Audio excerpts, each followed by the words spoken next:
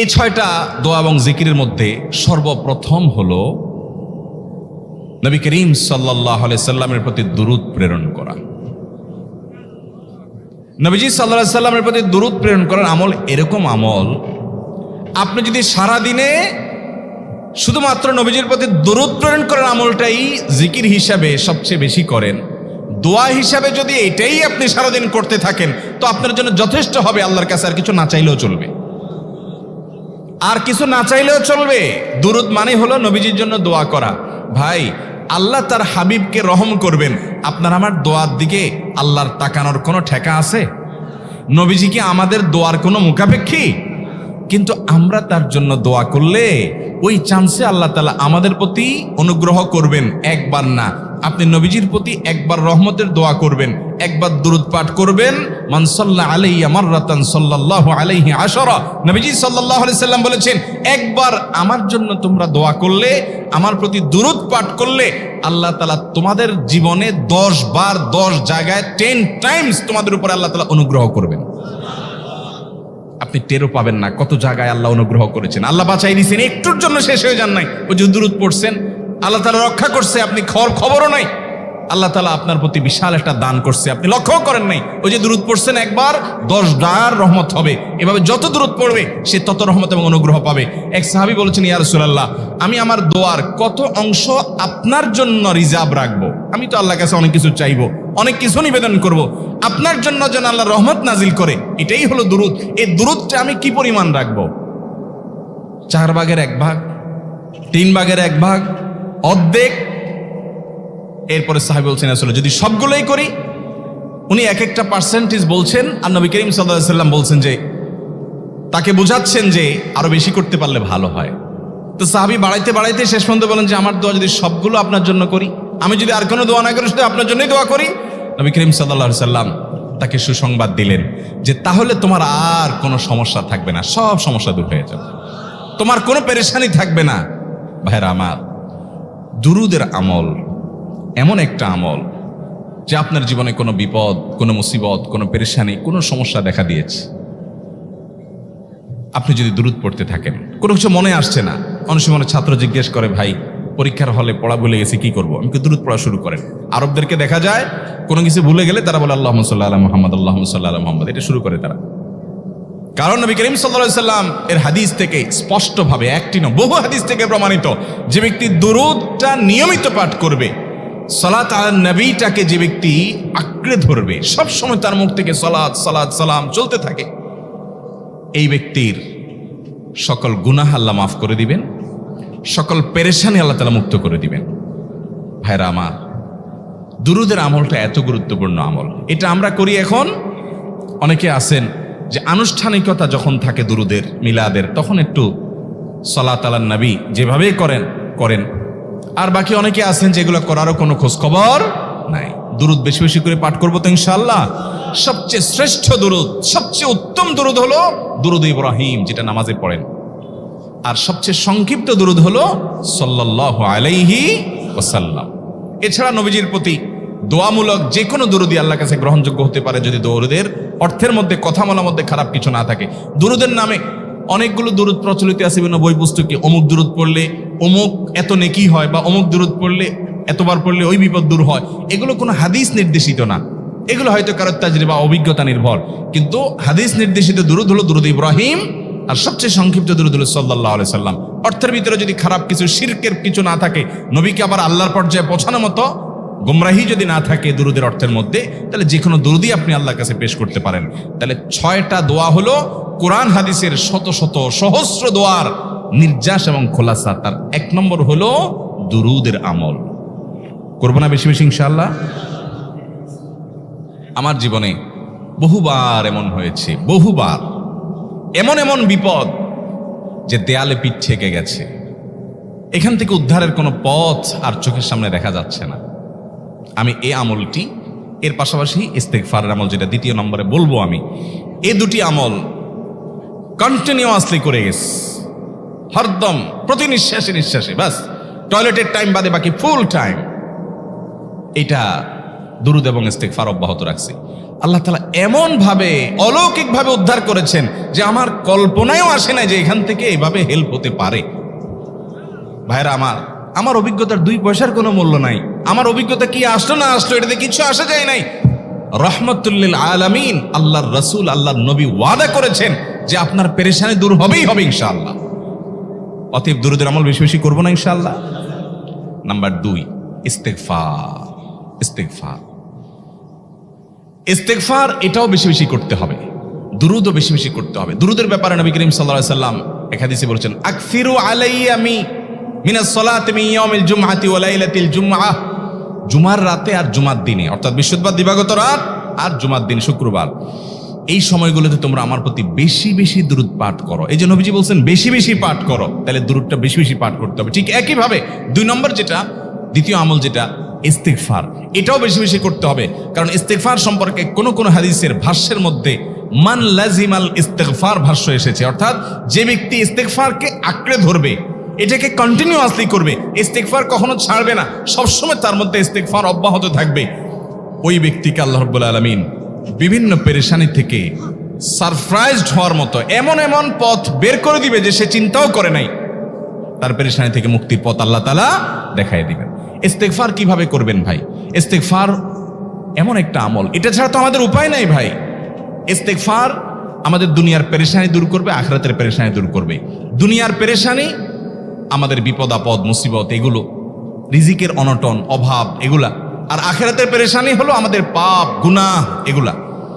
কোরআনে কারীমে আল্লাহ রাব্বুল আলামিন সূরা নূহের মধ্যে আল্লাহ নবী নূহ আলাইহিস সালাম তার সম্পর্কে বলছেন, ফাকুলতুস্তাগফিরু রাব্বাকুম ইন্নাহু কানা গাফফারা ইউরসিলিস সামাআ আলাইকুম মিদরারা ওয়া ইউমদিদুকুম বিআমওয়ালিন ওয়া বানিন ওয়া ইয়াজআল লাকুম জান্নাতিন ওয়া ইয়াজআল লাকুম আনহারা। তিনি বলেন, আমি বলেছি আমার জাতিকে তোমরা ইস্তেগফার কাছে ইস্তেগফারটা করতে থাকো। রুটি রুজি নাই, চাকরি নাই, ইনকাম নাই, ব্যবসা খারাপ যাচ্ছে, পেরেশানি হচ্ছে, ইস্তেগফার ধরো। কি হবে? ইন্নাহু কানা গাফফারা।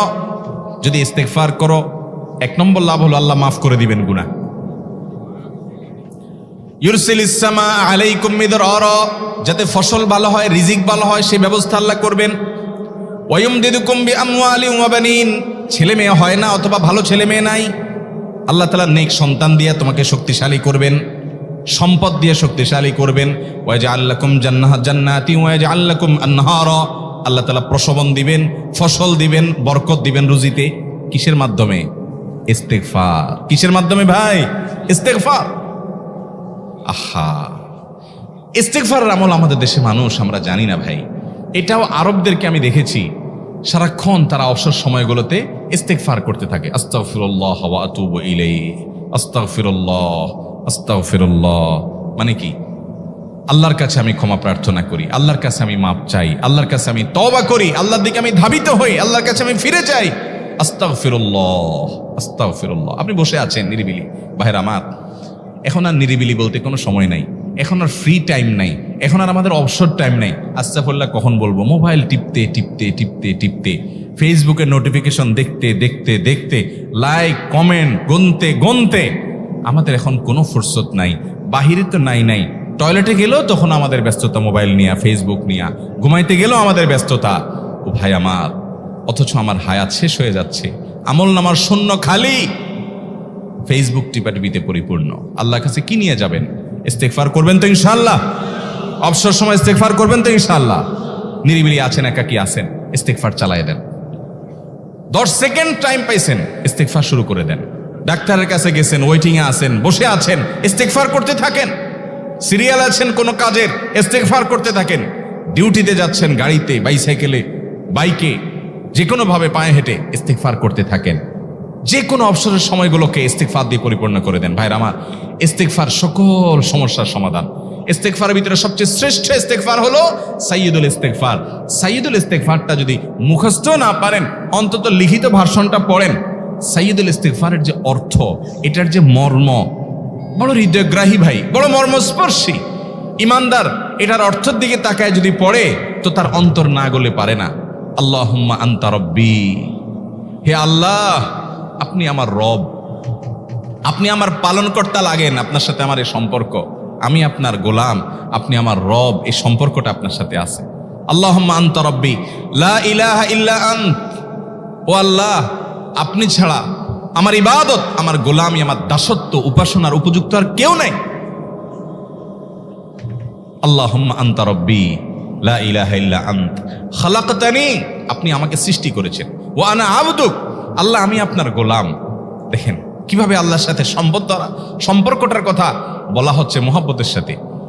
খালাকতানি ওয়া আনা আবদুক, আল্লাহ আপনি আমাকে সৃষ্টি করেছেন আর আমি আপনার গোলাম। ওয়া আনা আলা আহদিকা ওয়া ওয়াদিকা মাস্তাতাতু, আল্লাহ আপনার সাথে যে অঙ্গীকার করেছিলাম, আলাস্তু বিরব্বিকুম, আপনি জিজ্ঞেস করেছেন, আলমে আরওয়াহাতে আমরা বলেছি বালা, হ্যাঁ আপনি আমার রব। আপনাকে রব হিসাবে স্বীকৃতি দিয়ে আপনার গোলামি করার যে অঙ্গীকার আমরা করেছি, কালিমাতুশ শাহাদা যে আমরা পাঠ করেছি, এই যে আপনার সাথে কৃত অঙ্গীকার, রব হিসাবে স্বীকৃতি দেওয়ার পর, গোলাম হিসাবে মেনে নেওয়ার পর, আমি আপনার যে গোলামি করার কথা ছিল, ওয়ানা আলা আহদিকা ওয়া ওয়াদিকা মাস্তাতাতু, যতটুকু পারছি আমি সে ওয়াদার উপরে থাকার চেষ্টা করছি আল্লাহ। ওয়ানা আলা আহদিকা ওয়া ওয়াদিকা মাস্তাতাত আবুউ লাকা বিনিআমাতিকা আলাই, আল্লাহ আমি স্বীকার করি আপনি আমার প্রতি অনেক নিয়ামত দিয়েছেন, অনেক নিয়ামত দিয়েছেন, এটা আমি স্বীকার করি। ওয়া আবুউ লাকা বিযামবি, আর আমি এও স্বীকার করি যে আল্লাহ অনেক অপরাধ, অনেক পাপ আমার দ্বারা হয়ে গেছে। ফাগফিরলি, অতএব আপনি আমাকে মাফ করে দেন। ফাইন্নাহু লা ইয়াগফিরুয যুনুবা ইল্লা আনতা, কারণ আপনি ছাড়া আর কেউ গুনাহ ক্ষমা করতে পারবে। ভাইরা আমার, অর্থের দিকে লক্ষ্য করে করে, মর্মটা বুঝে বুঝে একটু সাইয়্যিদুল ইস্তিগফার পড়েন, লেখা দেখে দেখে পড়েন, ইউটিউব থেকে দেখে দেখে পড়েন, কিন্তু পড়েন। আল্লাহুম্মা আনতা রাব্বি লা ইলাহা ইল্লা আন্ত খালাকতানি ওয়া আনা আবদুক ওয়া আনা আলা আহদিকা ওয়া ওয়াদিকা মাস্তাতাতু আউযু বিকা মিন শাররি আবুউ লাকা বিনিআমাতিকা আলাইয়া ওয়া আবুউ লাকা বিযামবি ফাগফিরলি ফাইন্নাহু লা ইয়াগফিরুয যুনুবা ইল্লা আনতা। এটা হলো বড় ইস্তিগফার। এত বড় ইস্তিগফার পড়তে পারেন না, কোনো পেরেশানি নাই, কোনো অসুবিধা নাই। সবচেয়ে ছোট ইস্তিগফার হলো আস্তাগফিরুল্লাহ আস্তাগফিরুল্লাহ আস্তাগফিরুল্লাহ। আল্লাহ আপনার কাছে ক্ষমা চাই, কত ভুল হয়ে যায়, কত অন্যায় হয়ে যায়। ভাইরা আমার, এটা হলো রিমুভার। ভুল করে কিছু লিখছেন, রিমুভ করে ফেলছেন, শেষ হয়ে গেছে। আপনি ঘন ঘন ইস্তিগফার পড়তে থাকেন, অগণিত ভুল হয়, অগণিত ত্রুটি হয়, বারবার ইস্তিগফার এগুলোকে সবগুলোকে শেষ করে দেয়। ভাইরা আমার, নিরাপত্তা এনে দেয়। আল্লাহ কোরআনে কারিমে বলেছেন যে আপনার রব আপনার কওমের প্রতি আযাব নাজিল করবেন না যদি আপনি থাকেন, আর যদি তারা ইস্তিগফারে রত রাখে তাহলে গণ আযাব আল্লাহর পক্ষ থেকে আসবে। অতএব ভাইরা আমার, ইস্তিগফার বেশি বেশি করতে হবে। 6টা আমল, 6টা জিকির, দোয়া হলো শত শত হাজার দোয়া এবং জিকিরের সান্নিধ্যাসের। দ্বিতীয়টা হলো ইস্তিগফার। চেষ্টা করবো না ইনশাআল্লাহ ইস্তিগফার করা, চলতে ফিরতে আস্তাগফিরুল্লাহ ওয়া আতুবু ইলাইহি, অথবা শুধু আস্তাগফিরুল্লাহ। আরেকটা ইস্তিগফার হাদিসে বর্ণিত, আস্তাগফিরুল্লাহাল্লাযী লা ইলাহা ইল্লা হুয়াল হাইয়ুল কাইয়্যুম ওয়া আতুবু ইলাইহি ওয়া লা হাওলা ওয়া লা কুওয়াতা ইল্লা বিল্লাহ। এটাও ইস্তিগফার। তাহলে একটা বড় ইস্তিগফার, একটা মিডিয়াম, একটা ছোট, যার যেটা সুবিধা হয় এটা পড়েন। বড়টা হলো সাইয়্যিদুল ইস্তিগফার, সবচেয়ে শ্রেষ্ঠ ইস্তিগফার যেটা হাদিসে বর্ণিত হয়েছে। সাইয়্যিদুল ইস্তিগফার নবীজি সকাল সন্ধ্যা পাঠ করতেন, বিভিন্ন সময় পাঠ করতেন, রাতে পাঠ করার কথা বলতেন। সাইয়্যিদুল ইস্তিগফার পাঠ করলে আল্লাহ রাব্বুল আলামিন ওই দিনে, ওই রাতে, ওই ব্যক্তি মারা গেলে তার সব গুনাহ খাতা মাফ করে তাকে জান্নাত দিবেন ইনশাআল্লাহ। অতএব ভাইরা আমার, সাইয়্যিদুল ইস্তিগফার সবচেয়ে বড়, আস্তাগফিরুল্লাহাল্লাযী লা ইলাহা ইল্লা হুয়াল হাইয়ুল কাইয়্যুম ওয়া আতুবু ইলাইহি ওয়া লা হাওলা ওয়া লা কুওয়াতা ইল্লা বিল্লাহ। এটা হলো মাঝারি ধরনের। আর সবচেয়ে ছোট ইস্তিগফার হলো আস্তাগফিরুল্লাহ ওয়া আতুবু ইলাইহি। তাহলে 6 আমলের কয়টা গেল? 2টা। প্রথমটা হলো দুরূদ, আর দ্বিতীয়টা হলো ইস্তিগফার। নাম্বার 3, এটা আমাদের বেশিরভাগ মানুষ জীবনে হয়তো শুনেনও নাই, অনেকে হয়তো শুনছেন, আমল করা হয় না। খুব সীমিত সংখ্যক আল্লাহর বান্দার আমলের তৌফিক হয়। সেটা হলো ইয়া যাল জালালি ওয়াল ইকরাম। এটা একটা জিকির, আল্লাহ তাআলাকে ডাকা, আহ্বান করা, এটাই জিকির। ইয়া যাল জালালি ওয়াল ইকরাম। নবী করিম সাল্লাল্লাহু আলাইহি সাল্লাম বলেছেন, আলিযু বিয়া যাল জালালি ওয়াল ইকরাম। তোমরা ইয়া যাল জালালি ওয়াল ইকরাম এটাকে আঁকড়ে ধরো, এটাকে নিয়মিত করো, বেশি বেশি করে বলতে থাকো এটাকে সব সময় এটাকে মুদাওয়ামাতের সাথে কন্টিনিউয়াসলি এটা বলতে থাকো, ইয়া যাল জালালি ওয়াল ইকরাম। অনেক উলামা ইকরাম, মুহাদ্দিসিন ইকরাম ইয়াজাল জালালি ওয়াল ইকরাম কেন নবীজি এত বেশি বলতে বলেছেন, এটার মাধ্যমে আমাদের লাভটা কি, এর ব্যাখ্যা করতে গিয়ে বলেছেন ইয়াজাল জালাল মানে হলো হে মহান মহান বড়ত্বের অধিকারী, হে জালালের অধিকারী, হে জালাল, ওয়াল ইকরাম হে দানশীল। তাহলে প্রথম বাক্যে আল্লাহর বড়ত্বের কথা স্বীকৃতি দিয়ে প্রশংসা করা হয়, আর দ্বিতীয় বাক্যে হে দানশীল বলে আল্লাহ তাআলার কাছ থেকে চাওয়া হয় যে আপনি যেহেতু দানশীল এবং আপনি যদি মহান, অতএব আপনি আমাকে দান করেন। এটা ডাকলেই, আল্লাহকে এই বলে ডাকলেই চাওয়া হয়ে যায়। এই জন্য বেশি বেশি করে ইয়াজাল জালালি ওয়াল ইকরাম পড়তে হবে। অনেকে হয়তো নতুন শুনেছেন, আজকে থেকে শুরু করে দিবেন ইয়াজাল জালালি, সকাল বিকাল মনে থাকে না তো লিখে লিখে ওয়ালে টাঙ্গায় দেন। বাসা বাড়িতে এমন জায়গায় লিখে রাখেন তাকাইলে নজরে পড়ে, কারণ মোবাইলে আমাদেরকে সবকিছু ভুলাই দেয়, দুনিয়ার ব্যস্ততা সব ভুলাই দেয়। এই জন্য বেশি বেশি ইয়াজাল জালালি ওয়াল ইকরাম পড়বো। 3টা হয়ে গেল। নাম্বার 4 নম্বর যে দোয়া এবং জিকির করতে নবী করিম সাল্লাল্লাহু আলাইহি সাল্লাম সব সময় আমাদেরকে উৎসাহ দিয়েছেন, অনুপ্রেরণা দিয়েছেন। এবং ইবনে সাদি রাহিমাহুল্লাহ তিনি 6টা নির্যাস দোয়া এবং জিকির যে বলেছেন তার 4 নম্বর হলো লা হাওলা ওয়ালা কুওয়াতা ইল্লা বিল্লাহ। লা হাওলা ওয়ালা কুওয়াতা ইল্লা বিল্লাহ। লা হাওলা ওয়ালা কুওয়াতা ইল্লা বিল্লাহ, এটা হলো সারেন্ডার করা, আল্লাহর কাছে সারেন্ডার করা, আত্মসমর্পণ করা। মানে আল্লাহ ছাড়া কোনো ভালো কাজ করার ক্ষমতা কারণ নাই, করার তৌফিক দেওয়ার ক্ষমতা কারণ নাই, আর পাপ থেকে বাঁচানোরও ক্ষমতা কারণ নাই। এই জন্য আমি কেমন যেন আল্লাহর কাছে সারেন্ডার করছেন, লা হাওলা ওয়ালা কুওয়াতা ইল্লা বিল্লাহ। কোনো অবস্থা, কোনো সামর্থ্য এগুলো কারোর কাছে নাই, শুধুমাত্র কার কাছে আছে? আল্লাহর কাছে আছে। এই অর্থ বুঝে আপনি লা হাওলা ওয়ালা কুওয়াতা ইল্লা বিল্লাহ বেশি বেশি পাঠ করবেন। নবী করিম সাল্লাল্লাহু আলাইহি সাল্লাম বলেছেন, তোমাদেরকে কি আমি জান্নাতের একটা ভান্ডারের খবর দিব, যেটা জান্নাতের ভান্ডার, সওয়াব টওয়াব না, সাধারণ অল্প স্বল্প সওয়াব না, পুরো জান্নাতের ভান্ডারের সন্ধান দিয়ে দিব। সাহাবা ইকরাম তো চাইতেনই সেটা। নবীজি সাল্লাল্লাহু আলাইহি সাল্লাম তখন বলেছেন যে লা হাওলা ওয়ালা কুওয়াতা ইল্লা বিল্লাহ, এটা হলো কানজুম মিন কুনুজিল জান্নাহ, জান্নাতের ভান্ডার সমূহের মধ্যে থেকে একটা বড় ভান্ডার হলো লা হাওলা ওয়ালা কুওয়াতা ইল্লা বিল্লাহ। অতএব এই আমলটা বেশি বেশি করবেন। 4 নম্বর আমল হয়ে গেল। দুরুদের আমল 1, ইস্তিগফার আমল 2, ইয়াজাল জালালি ওয়াল ইকরাম 3, লা হাওলা ওয়ালা কুওয়াতা ইল্লা বিল্লাহ। কয়টা হলো? 4। 5 নম্বর আমল হলো দোয়া ইউনুস। দোয়া ইউনুস জানা আছে তো? লা ইলাহা ইল্লা আনতা সুবহানাকা ইন্নী কুনতু মিনাজ জালিমিন। ভাইরা আমার, অর্থের দিকে তাকায়া মাঝে মধ্যে মোবাইল টোবাইল সব ফালায় রেখে একটু আল্লাহর সাথে কথা বলবেন, আল্লাহর সাথে একটু কানেক্টেড হওয়ার চেষ্টা করবেন, আল্লাহর সাথে একটু সংযুক্ত হওয়ার চেষ্টা করবেন। ডিসকানেক্টেড তো পুরো লাইফটা কাটাই দিলেন, একটু কানেক্টেড হওয়ার চেষ্টা করেন। প্রতিদিন কিছু সময় বসে একটু জিকির করেন, চলতে ফিরতে একটু আল্লাহকে সময় দেন, আপনি উপকৃত হবেন, আপনার কল্ব জিন্দা হবে, আমল নামা সওয়াবে পরিপূর্ণ হবে। লা ইলাহা ইল্লা আনতা সুবহানাকা ইন্নী কুনতু মিনাজ জালিমিন। অর্থের দিকে তাকান, কত মর্মস্পর্শী। লা ইলাহা ইল্লা আনতা, আল্লাহ আপনি ছাড়া কোনো সত্যিকারের মাহবুদ নাই, উপাস্য নাই। সুবহানাক, আপনি পবিত্র, আমি আপনার পবিত্রতা জ্ঞাপন করছি। ইন্নী কুনতু মিনাজ জালিমিন, তবে আমি সেসব মানুষদের অন্তর্ভুক্ত যারা নিজের প্রতি নিজে জুলুম করেছে, অবিচার করেছে, অন্যায় করে আমার নিজের পায়ে নিজে কুড়াল মেরেছি বহু। অতএব আপনি আমাদের প্রতি রহম করেন। এই দোয়া পাঠ করে আপনারা সবাই জানেন আল্লাহর একজন নবী, তিনি জীবনের সবচেয়ে কঠিন পরিস্থিতির মুখোমুখি হয়ে এমন বিপদে পড়েছেন যে বিপদ থেকে উদ্ধারের কোনো পথ ছিল না। দুনিয়াবী সকল সিস্টেম বলবে যে সমুদ্রে নিক্ষেপিত হয়ে বিশাল বড় সমুদ্রের প্রাণী মাছের পেটে চলে গেলে সে মানুষ আবার বাঁচে কিভাবে? মুহূর্তের ভিতরে তো মারা যাবে অক্সিজেনের অভাবে। এটাই দুনিয়ার সিস্টেম বলে। আল্লাহ তাআলা অলৌকিকভাবে, লৌকিক সিস্টেমের ঊর্ধ্বে রেখে আল্লাহ তাআলা তাকে এই বাক্য পাঠ করার কারণে, এর মাধ্যমে আল্লাহ তাকে মুক্তি দান করেছেন। এবং আল্লাহ তাআলা এই ঘটনা কোরআনে উল্লেখ করার পর একটা সুসংবাদ বলছেন আমাদের সবার জন্য, বিরাট বড় আনন্দের সংবাদ। আল্লাহ বলেছেন ওয়াকাযালিকা নুনজিল মুমিনিন।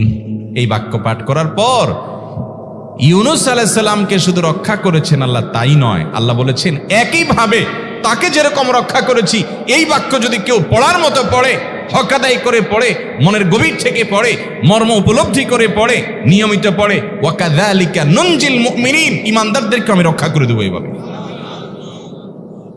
আরো শুনবেন, আমাদের প্রিয় নবী সাল্লাল্লাহু আলাইহি ওয়াসাল্লাম বলেছেন, তোমরা আমার ভাই ইউনুস ইবনে মাত্তা যে দোয়া করেছে, ওই দোয়াটাকে তোমরা আঁকড়ে ধরবা, যে কোনো বিপদে আপদে মুসিবতে আল্লাহর কাছে চাইবা।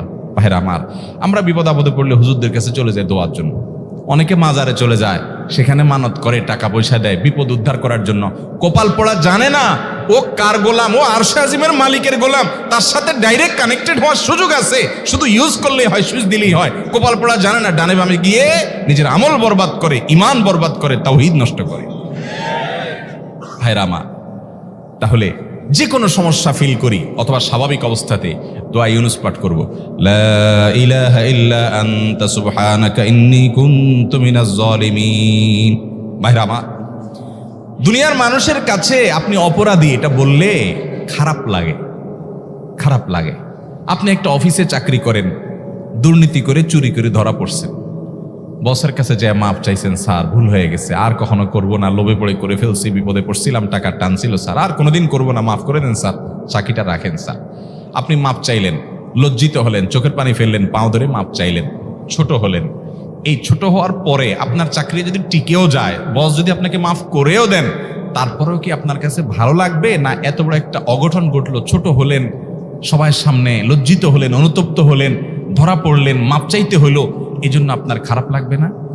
কিরকম খারাপ লাগা লাগবে? এত খারাপ লাগা লাগে অনেকে সহ্য করতে পারে না, গুনাহের দিকে চলে যায়, আত্মহত্যা পর্যন্ত করে ফেলে, এই বেইজ্জতি সহ্য করতে পারে না। ঠিক না ভাই? ঠিক।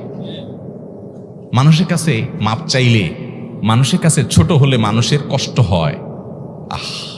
অদ্ভুত। আরশে আজিমের মালিকের কাছে সেজদায় পড়ে চোখের পানি ফেলে যদি স্বীকার করেন, ও মালিক, নামাজ পড়ি নাই, বড় জুলুম করেছি, কাবিরা গুনাহ করেছি, ও মালিক, হারাম জিনিস দেখে ফেলেছি, খারাপ জিনিস শুনে ফেলেছি, পাপ করেছি, অপরাধ করেছি মালিক, জাহান্নামের যে বিবরণ হাদিসে আসছে, এটা সহ্য করার ক্ষমতা আমার নাই, আপনি আমাকে মাফ করে দেন। এইভাবে যদি আল্লাহর কাছে একটু চোখের পানি ফেলে দোয়া করেন, একটু দোয়া করে দেখেন, আল্লাহর শপথ করে বলছি, আপনার জীবনে সবচাইতে আনন্দের মুহূর্ত হবে তখন যেদিন এরকম দোয়া করতে পেরেছেন, চোখের পানি ফেলতে ফেলেছেন। দুনিয়ার মানুষের কাছে ছোট হলে মানুষের মনটা সংকীর্ণ হয়, ছোট হয়, মানুষ অপমান বোধ করে, খারাপ লাগে। মালিকের কাছে যদি কেউ মাপ চায়, চোখের পানি ফেলে, ইস্তিগফার করে, ছোট হয়, তাহলে তার অন্তরে আরো আনন্দ অনুভব হয়। সালহাতু সঙ্গে বুদি দিল খরাশ, আজমোদে এক জামানা খাকে বাস। পাথর হয়ে বহুকাল ছিলে ভাই, কিছু কালের জন্য একটু মাটি হও, আসো, একটু মাটি হয়ে দেখো। পাথর হয়ে তুমি যতটা আনন্দিত হয়েছ, পুলকিত হয়েছ, পরিতৃপ্ত হয়েছ, আরশে আজিমের মালিকের শপথ করে বলছি, আল্লাহর কাছে মাটি হয়ে, ছোট হয়ে, তুচ্ছ হয়ে, অপমানিত হয়ে, ক্ষমা চেয়ে, ইস্তিগফার করে তুমি যখন লা ইলাহা ইল্লা আনতা সুবহানাকা ইন্নী কুনতু মিনাজ জালিমিন, নিজে পাপ করেছো এটা স্বীকার যখন করবে, তখন আল্লাহ তাআলা শুধু মাফ করবেন না, তোমাকে ঈমানের স্বাদ দিবেন, তুমি সাথে সাথে অন্তরে সেটা অনুভব করবা। ভাইরা আমার, আল্লাহর দিকে ধাবিত হব তো ইনশাআল্লাহ? গুনাহের, পাপের, অপরাধের পথ ছেড়ে আসবো তো ইনশাআল্লাহ? লা ইলাহা ইল্লা আনতা সুবহানাকা ইন্নী কুনতু মিনাজ জালিমিন। কোরআন হাদিসের নির্যাসের 5 নম্বর আমল দোয়া ইউনুস। নবীজি সাল্লাল্লাহু আলাইহি সাল্লাম বলেছেন, আমার ভাই ইউনুস আলাইহিস সালাম, তিনি আল্লাহর কাছে এটা পড়ে যেরকম বিপদ থেকে রক্ষা পেয়ে গেছেন, তোমরা আমার ভাই ইউনুস আলাইহিস সালামের দোয়াটা বেশি বেশি পড়বা, ওইটাকে তোমরা আঁকড়ে ধরবা, তোমাদেরকে আল্লাহ তাআলা উদ্ধার করবে। আল্লাহ কোরআনে ওয়াদা করেছেন, ওয়াকাযালিকা নুনজিল মুমিনিন, এভাবে আমি ইমানদারদেরকে রক্ষা করব। অতএব ভাইরা আমার, বিপদ আপদে ওই মাজারে দৌড় দিবেন না, হুজুরের কাছে দোয়া চান, এটাতে দোষের কিছু নাই, কিন্তু সবকিছুর আগে আপনি নিজের মালিকের কাছে চান। আমরা অনেকে দোয়া করি না, কেন করি না? আমরা মনে করি, যাই রে, আমি এত গুনাহগার মানুষ, আমার দোয়া কবুল হবে, এই জন্য হুজুরের কাছেই শুধু যায়, যে হুজুর যদি কিছু বলে দেয়।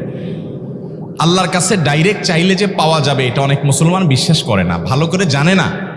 ভাইরা আমার, আল্লাহ কোরআনে বলেছেন উদউনি আস্তাজিব লাকুম, তোমরা আমার কাছে দোয়া করো, আমি কবুল করব। ওয়াদা করেছেন আল্লাহ তাআলা। আমার রব কি ওয়াদার খেলাফ করে? আমাদের রব ওয়াদার খেলাফ করে?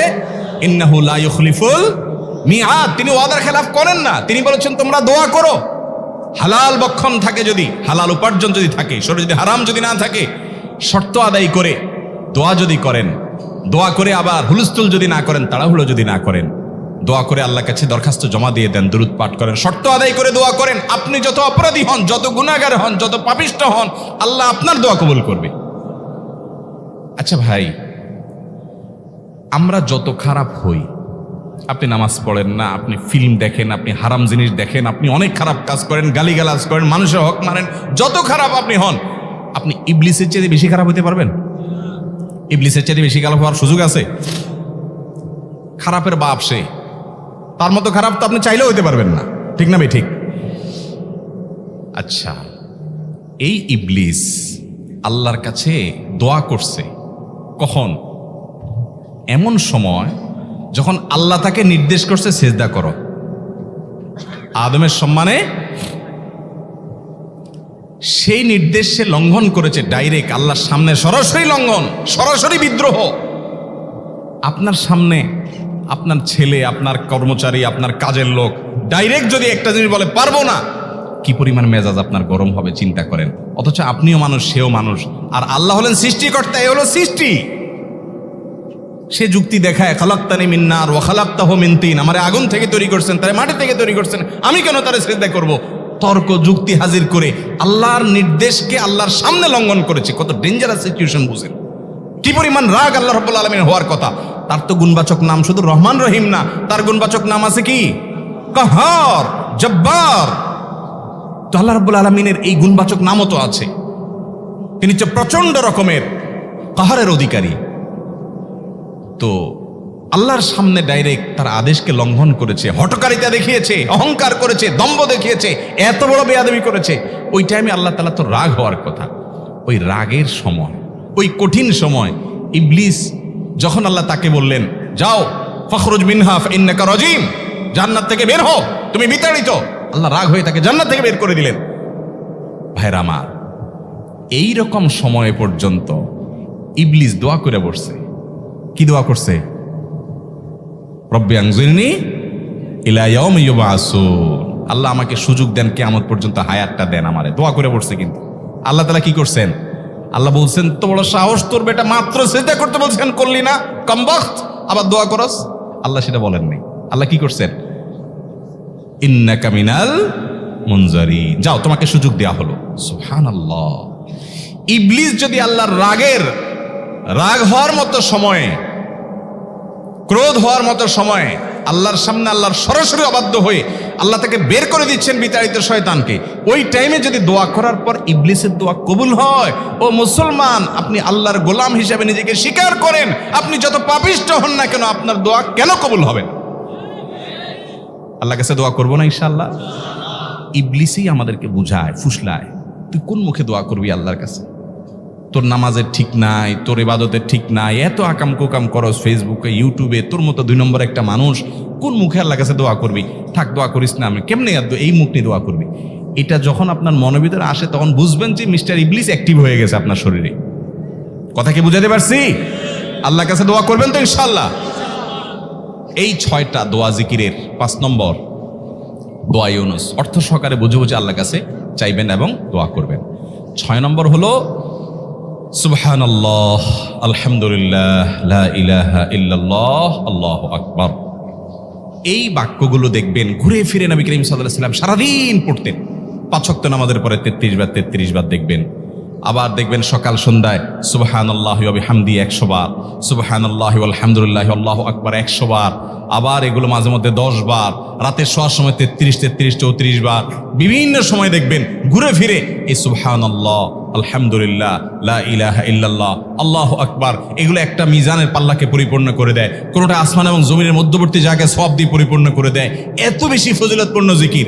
এই জন্য পুরো কোরআন হাদিসের দোয়া এবং জিকিরের নির্যাসের শেষ এবং 6 নম্বর হলো বেশি বেশি করে দিন রাত 24 ঘন্টা যখন সুযোগ পাবেন যেখানে যেখানে হাদিসে যে সংখ্যা বলা আছে ওটাতে করবেনই, ওর বাইরেও বেশি বেশি করে সুবহানাল্লাহ, আলহামদুলিল্লাহ, ওয়া লা ইলাহা ইল্লাল্লাহ, আল্লাহু আকবার বেশি বেশি করবো না ইনশাআল্লাহ।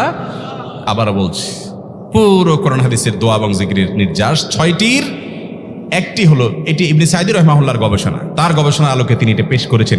এটি আবার কোনো হাদিস থেকে নির্যাস বের করে দেওয়া হয়েছে সে নয়, এটা একজন মুফাসসিরের গবেষণা। তিনি বলেছেন কোরআন হাদিসে যত দোয়া বলা হয়েছে সবগুলার মর্ম কথা এর মধ্যে চলে আসে। তাছাড়া নবী সাল্লাল্লাহু আলাইহি ওয়াসাল্লাম এবং কোরআনে এইগুলাকে বেশি বেশি করতে বলেছেন। আলিজ্জু, আকসিরু, মান লাজিমা, এই শব্দগুলো ব্যবহার করা হয়েছে, এই জন্য এগুলো বেশি বেশি করে করতে হবে। এই যে শেষেরটা নবী সাল্লাল্লাহু আলাইহি ওয়াসাল্লাম সবসময় বিভিন্ন জায়গায় করতেন। আবারও বলছি, নাম্বার 1 দুরুদ, নাম্বার 2 ইস্তিগফার, নাম্বার 3 ইয়া যাল জালালি ওয়াল ইকরাম, নাম্বার 4 লা হাওলা ওয়ালা কুওয়াতা ইল্লা বিল্লাহ, জান্নাতের ভান্ডার এটা, নাম্বার 5 লা ইলাহা ইল্লা আনতা সুবহানাকা ইন্নী কুনতু মিনাজ জালিমিন, বিপদ না আসলেও স্বাভাবিক অবস্থায় পড়বেন। নাম্বার 6 সুবহানাল্লাহি ওয়াল হামদুলিল্লাহি ওয়া লা ইলাহা ইল্লাল্লাহু আল্লাহু আকবার। নিয়মিত করব তো ইনশাআল্লাহ। আল্লাহ আমাকে আপনাকে আমাদের সবাইকে আমল করার তৌফিক দান করুন, সব সময় জিকিরের মধ্যে থাকার তৌফিক দান করুন। জাযাকুমুল্লাহু খায়রা ওয়া আখিরু দাওয়ানা আলহামদুলিল্লাহি রাব্বিল আলামিন।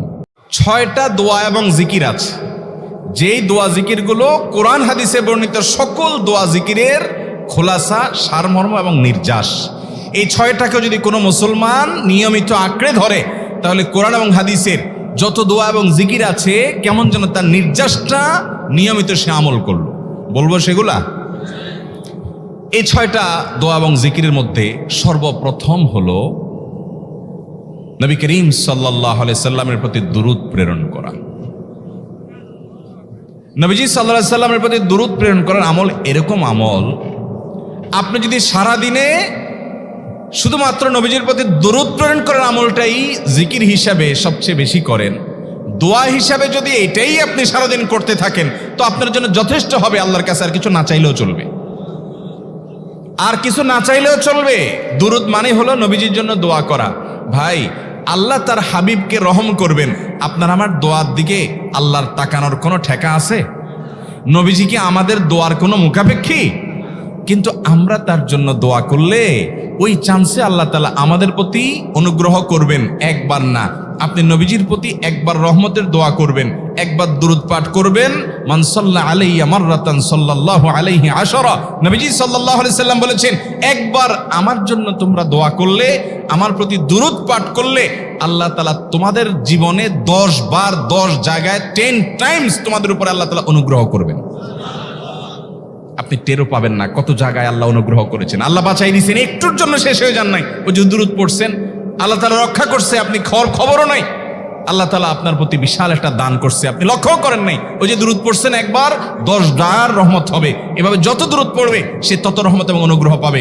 এক সাহাবী বলেছেন, ইয়া রাসূলুল্লাহ, আমি আমার দোয়ার কত অংশ আপনার জন্য রিজার্ভ রাখবো? আমি তো আল্লাহর কাছে অনেক কিছু চাইবো, অনেক কিছু নিবেদন করব, আপনার জন্য যেন আল্লাহ রহমত নাজিল করে, এটাই হলো দুরূদ। এই দুরূদটা আমি কি পরিমাণ রাখবো? 4 ভাগের 1 ভাগ, 3 ভাগের 1 ভাগ, অর্ধেক? এরপরে সাহাবী বলছেন, আসলে যদি সবগুলোই করি, উনি এক একটা পার্সেন্টেজ বলছেন, আর নবী করিম সাল্লাল্লাহু আলাইহি সাল্লাম বলছেন যে, তাকে বোঝাচ্ছেন যে আরো বেশি করতে পারলে ভালো হয়। তো সাহাবী বাড়াইতে বাড়াইতে শেষ পর্যন্ত বলেন যে, আমার দোয়া যদি সবগুলো আপনার জন্য করি, আমি যদি আর কোনো দোয়া না করি, শুধু আপনার জন্যই দোয়া করি, নবী করিম সাল্লাল্লাহু আলাইহি সাল্লাম তাকে সুসংবাদ দিলেন যে তাহলে তোমার আর কোনো সমস্যা থাকবে না, সব সমস্যা দূর হয়ে যাবে, তোমার কোনো পেরেশানি থাকবে না। ভাইরা আমার, দুরূদের আমল এমন একটা আমল যে আপনার জীবনে কোনো বিপদ, কোনো মুসিবত, কোনো পেরেশানি, কোনো সমস্যা দেখা দিয়েছে, আপনি যদি দুরূদ পড়তে থাকেন, কোনো কিছু মনে আসছে না, অনেক সময় ছাত্র জিজ্ঞেস করে, ভাই পরীক্ষার হলে পড়া ভুলে গেছি, কি করবো? আমি দুরূদ পড়া শুরু করেন। আরবদেরকে দেখা যায় কোনো কিছু ভুলে গেলে তারা বলে আল্লাহুম্মা সাল্লি আলা মুহাম্মদ, আল্লাহুম্মা সাল্লি আলা মুহাম্মদ, এটা শুরু করে তারা। কারণ নবী করিম সাল্লাল্লাহু আলাইহি সাল্লাম এর হাদিস থেকে স্পষ্টভাবে, একটি নয় বহু হাদিস থেকে প্রমাণিত, যে ব্যক্তি দুরূদটা নিয়মিত পাঠ করবে, সালাত আলান নবীটাকে যে ব্যক্তি আঁকড়ে ধরবে, সব সময় তার মুখ থেকে সালাত সালাত সালাম চলতে থাকে, এই ব্যক্তির সকল গুনাহ আল্লাহ মাফ করে দিবেন, সকল পেরেশানি আল্লাহ তাআলা মুক্ত করে দিবেন। ভাইরা আমার, দুরূদের আমলটা এত গুরুত্বপূর্ণ আমল, এটা আমরা করি। এখন অনেকে আছেন যে আনুষ্ঠানিকতা যখন থাকে দুরুদের মিলাদের, তখন একটু সালাত আলান নবী যেভাবে করেন। আর বাকি অনেকে আছেন যেগুলো করারও কোনো খোঁজ খবর নাই। দুরুদ বেশি বেশি করে পাঠ করবো তো ইনশাআল্লাহ। সবচেয়ে শ্রেষ্ঠ দুরুদ, সবচেয়ে উত্তম দুরুদ হলো দুরুদ ইব্রাহিম, যেটা নামাজে পড়েন। আর সবচেয়ে সংক্ষিপ্ত দুরুদ হলো সাল্লাল্লাহু আলাইহি ওয়াসাল্লাম। এছাড়া নবীজির প্রতি দোয়ামূলক যে কোনো দুরুদই আল্লাহর কাছে গ্রহণযোগ্য হতে পারে, যদি দুরুদের অর্থের মধ্যে, কথা বলার মধ্যে খারাপ কিছু না থাকে। দুরুদের নামে অনেকগুলো দুরুদ প্রচলিত আছে বিভিন্ন বই পুস্তকে, অমুক দুরুদ পড়লে অমুক এত নেকি হয়, বা অমুক দুরুদ পড়লে এতবার পড়লে ওই বিপদ দূর হয়। এগুলো কোনো হাদিস নির্দেশিত না, এগুলো হয়তো কারোর তাজরিবা অভিজ্ঞতা নির্ভর। কিন্তু হাদিস নির্দেশিত দুরুদ হলো দুরুদ ইব্রাহিম, আর সবচেয়ে সংক্ষিপ্ত দুরুদ হলো সাল্লাল্লাহু আলাইহি সাল্লাম। অর্থের ভিতরে যদি খারাপ কিছু, শিরকের কিছু না থাকে, নবীকে আবার আল্লাহর পর্যায়ে পৌঁছানোর মতো গুমরাহি যদি না থাকে দুরুদের অর্থের মধ্যে, তাহলে যে কোনো দুরুদই আপনি আল্লাহর কাছে পেশ করতে পারেন। তাহলে 6টা দোয়া হলো কোরআন হাদিসের শত শত সহস্র দোয়ার নির্যাস এবং খোলাসা। তার 1 নম্বর হলো দুরুদের আমল। করবো না বেশি বেশি ইনশাআল্লাহ? আমার জীবনে বহুবার এমন হয়েছে, বহুবার এমন এমন বিপদ যে দেয়ালে পিঠ ঠেকে গেছে, এখান থেকে উদ্ধারের কোনো পথ আর চোখের সামনে দেখা যাচ্ছে না। আমি এই আমলটি, এর পাশাপাশি ইস্তেগফারের আমল, যেটা 2 নম্বরে বলবো আমি, এই দুটি আমল কন্টিনিউয়াসলি করে গেছি, হরদম প্রতি নিঃশ্বাসে নিঃশ্বাসে, বাস টয়লেটের টাইম বাদে বাকি ফুল টাইম এটা দুরুদ এবং ইস্তেগফার অব্যাহত রাখছি। আল্লাহ তাআলা এমন ভাবে অলৌকিকভাবে উদ্ধার করেছেন যে আমার কল্পনায়ও আসে না যে এখান থেকে এইভাবে হেল্প হতে পারে। ভাইরা আমার অভিজ্ঞতার 2 পয়সার কোনো মূল্য নাই। আমার অভিজ্ঞতা কি আসলো না আসলো, এটাতে কিছু আসা যায় নাই। রহমতুল লিল আলামিন, আল্লাহর রাসূল, আল্লাহর নবী ওয়াদা করেছেন যে আপনার পেরেশানি দূর হবেই হবে ইনশাআল্লাহ। অতএব দুরুদের আমল বেশি বেশি করবো না ইনশাআল্লাহ। নাম্বার 2, ইস্তেগফার। ইস্তেগফার এটাও বেশি বেশি করতে হবে, দুরুদও বেশি বেশি করতে হবে। দুরুদের ব্যাপারে নবী করিম সাল্লাল্লাহু আলাইহি সাল্লাম এক হাদিসে বলেছেন, আকসিরু আলাইয়া মিনাস সালাতি মিন ইয়াউমিল জুমআতি ওয়া লাইলাতিল জুমআহ। জুমার রাতে আর জুমার দিনে, অর্থাৎ বৃহস্পতিবার দিবাগত রাত আর জুমার দিন শুক্রবার, এই সময়গুলোতে তোমরা আমার প্রতি বেশি বেশি দুরুদ পাঠ করো। এই যে নবীজি বলছেন বেশি বেশি পাঠ করো, তাহলে দুরুদটা বেশি বেশি পাঠ করতে হবে। ঠিক একইভাবে 2 নম্বর যেটা, দ্বিতীয় আমল যেটা ইস্তেগফার, এটাও বেশি বেশি করতে হবে। কারণ ইস্তেগফার সম্পর্কে কোন কোন হাদিসের ভাষ্যের মধ্যে মান লাজিমাল ইস্তেগফার ভাষ্য এসেছে, অর্থাৎ যে ব্যক্তি ইস্তেগফারকে আঁকড়ে ধরবে, এটাকে কন্টিনিউয়াসলি করবে, ইস্তেগফার কখনো ছাড়বে না, সবসময় তার মধ্যে ইস্তেগফার অব্যাহত থাকবে, ওই ব্যক্তিকে আল্লাহ রাব্বুল আলামিন বিভিন্ন পেরেশানি থেকে সারপ্রাইজড হওয়ার মতো এমন এমন পথ বের করে দিবে যে সে চিন্তাও করে নাই। তার পেরেশানি থেকে মুক্তির পথ আল্লাহ তাআলা দেখাই দিবেন। ইস্তেগফার কিভাবে করবেন ভাই? ইস্তেগফার এমন একটা আমল, এটা ছাড়া তো আমাদের উপায় নাই ভাই। ইস্তেগফার আমাদের দুনিয়ার পেরেশানি দূর করবে, আখিরাতের পেরেশানি দূর করবে। দুনিয়ার পেরেশানি আমাদের বিপদ আপদ মুসিবত, এগুলো রিজিকের অনটন অভাব এগুলা, আর আখিরাতের পেরেশানি হলো আমাদের পাপ গুনাহ এগুলা।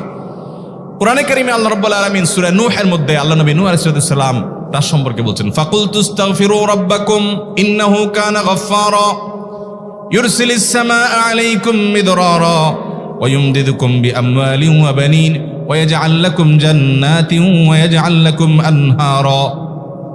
তিনি বলেন, আমি বলেছি আমার জাতিকে তোমরা ইস্তেগফার কাছে ইস্তেগফারটা করতে থাকো।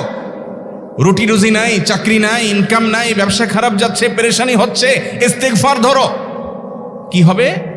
ইন্নাহু কানা গাফফারা। যদি ইস্তেগফার করো, 1 নম্বর লাভ হলো আল্লাহ মাফ করে দিবেন গুনাহ।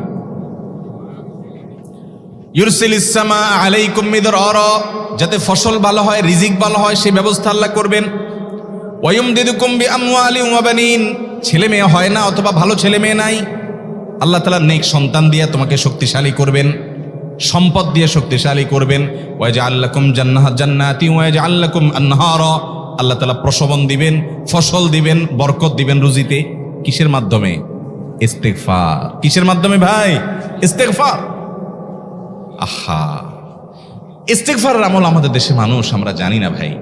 এটাও আরবদেরকে আমি দেখেছি সারাক্ষণ তারা অবসর সময়গুলোতে ইস্তেগফার করতে থাকে, আস্তাগফিরুল্লাহ ওয়া আতুবু ইলাইহি, আস্তাগফিরুল্লাহ আস্তাগফিরুল্লাহ।